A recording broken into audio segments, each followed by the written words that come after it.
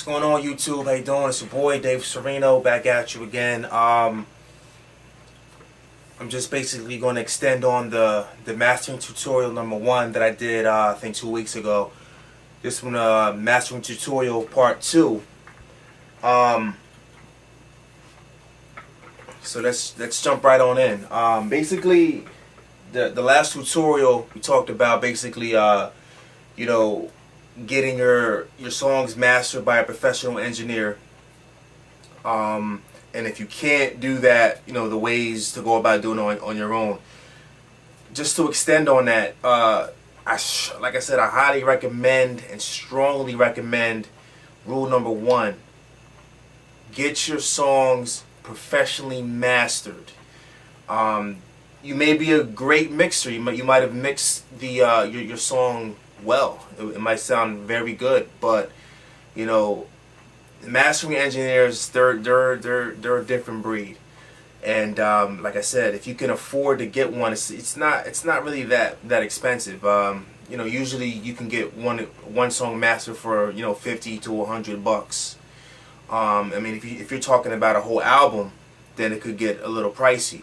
But you know, like I said, I mean, all of my music that I do, all of my mixtapes, everything that's on iTunes that I put out, everything is mastered by a professional mastering engineer. They have the ears, they have golden ears to hear what you may not hear, and they also have the facilities and the studio facilities and the equipment to get it done. Some engineers, some people do it in the box, which means basically in the computer. Like I said, EQ, compressors, and limiters. But a lot of times they're using outboard gear, stuff that you may not be able to afford, especially being on a budget. So, like I said, rule number 1: get it done by a professional mastering engineer. However, for those of you who still want to do it on your own, you know, well, what can you do? I mean, if you have to do it on your own, like I said, go out and get try Ozone 3, Ozone 4. There's you know, there's plug-in suites by Waves that you can get that can help bring out the sound. Usually, I have Logic open now. You definitely can't see this right now, probably from where you are, but usually, you know, you could have a program like, for example, like a wave burner. You can bounce down your project in, if you have Logic Pro, you can bounce it down to a program like Wave Burner. Let's see if I have that here. But you can use Wave Burner and take the wave file, and then you can manipulate it by adding your EQ compressors, your multi-band compressors, your limiters, whatever you want to do. You could do that in Wave Burner, or you could do that in Logic Pro. I used to do it in Wave Burner. Now if I do it in the same DAW. But you know, the professional mastering engineers, they'll take your wave file and then they'll do their magic just to the wave. But you know, if you're on a budget, what I would recommend, whatever program you have, Pro Tools, Logic, whatever you're working with, is to basically, there's different things that you can do. I mean, you have your inserts. You have your inserts on your master track, or your out 1 and 2. What you're gonna do is you're gonna put. I usually like to start with EQ, just to level it out. I don't put a lot of EQ on it. I might you know, bring the high end up a little bit, maybe take a little low end off of it, just a touch. On the EQ, I put it through a good EQ, like I said, on Ozone 3, they have a great EQ. And then usually I might throw a multi-band compressor on it, a little light compression, in that order. The last step that I usually do is throw a limiter on it. Limiter for me always goes last. Listen, there's different ways people do it. I mean, that's just how I do it. Sometimes I may not even use a compressor. I might just put an EQ on it and a limiter.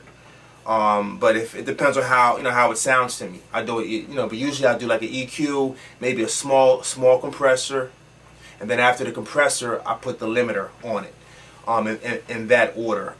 Some people like to add different things to it. But that's how I do it. I keep it very simple. But like I said, I don't even master my own song. I mix everything, but then I send it to get mastering. But if I have to do like a mastering just for myself, that's how I usually would do it. Or you could also go out and buy. I actually went and bought this, but this is not for. This is just an example of what you could get. You can get a compressor or limiter unit. There's different ones that people make, and throw it out to the outboard gear that you may have. You may have a compressor, limiter, whatever, or EQ unit.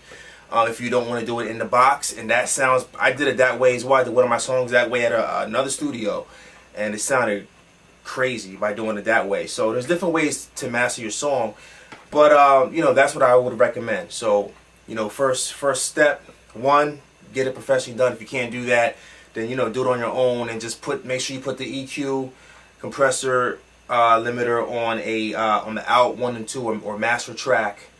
And then when you're gonna burn it down, make sure that you burn it down to it's gonna be, the original file is gonna be 24-bit 44.1 if you're setting it to a mastering. If you're doing it on your own, it has to get burned down to a 16-bit file, 44.1, and you have to put dither on the track. What dither is basically it adds noise to your track. Alright guys, my bad about that, yo. I had to cut that off. I had to cut that real quick, that dither part, because that's gonna have to be a whole nother tutorial.